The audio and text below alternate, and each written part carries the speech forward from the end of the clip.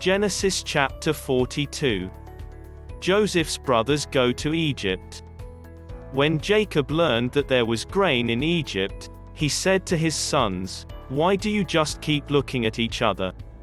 He continued, "I have heard that there is grain in Egypt.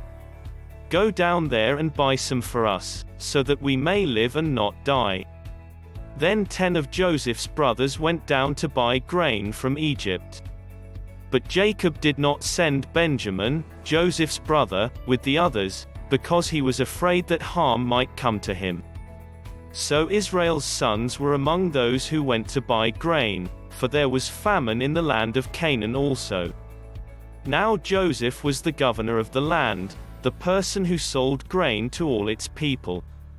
So when Joseph's brothers arrived, they bowed down to him with their faces to the ground. As soon as Joseph saw his brothers, he recognized them, but he pretended to be a stranger and spoke harshly to them. "Where do you come from?" he asked. "From the land of Canaan," they replied, "to buy food." Although Joseph recognized his brothers, they did not recognize him. Then he remembered his dreams about them and said to them, "You are spies. You have come to see where our land is unprotected." "No, my lord," they answered. "Your servants have come to buy food. We are all the sons of one man. Your servants are honest men, not spies." "No," he said to them. "You have come to see where our land is unprotected." But they replied, "Your servants were 12 brothers, the sons of one man, who lives in the land of Canaan. The youngest is now with our father, and one is no more." Joseph said to them, "It is just as I told you, you are spies. And this is how you will be tested. As surely as Pharaoh lives, you will not leave this place unless your youngest brother comes here. Send one of your number to get your brother. The rest of you will be kept in prison, so that your words may be tested to see if you are telling the truth. If you are not, then as surely as Pharaoh lives, you are spies." And he put them all in custody for 3 days. On the 3rd day, Joseph said to them, "Do this and you will live, for I fear God. If you are honest men, let one of your brothers stay here in prison, while the rest of you go and take grain back for your starving households. But you must bring your youngest brother to me, so that your words may be verified and that you may not die." This they proceeded to do. They said to one another, "Surely we are being punished because of our brother. We saw how distressed he was when he pleaded with us for his life, but we would not listen. That's why this distress has come on us." Reuben replied, "Didn't I tell you not to sin against the boy? But you wouldn't listen. Now we must give an accounting for his blood." They did not realize that Joseph could understand them, since he was using an interpreter. He turned away from them and began to weep, but then came back and spoke to them again. He had Simeon taken from them and bound before their eyes.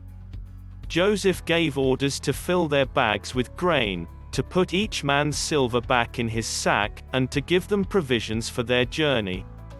After this was done for them, they loaded their grain on their donkeys and left.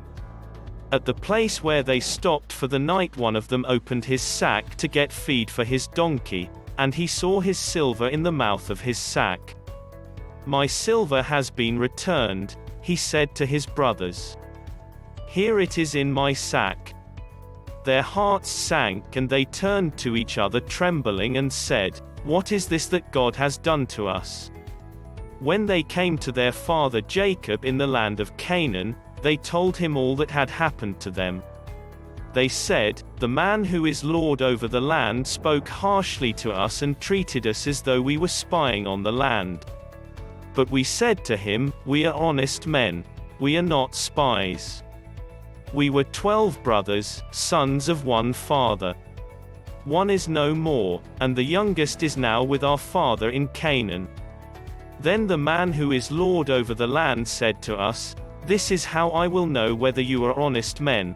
Leave one of your brothers here with me, and take food for your starving households and go. But bring your youngest brother to me so I will know that you are not spies but honest men.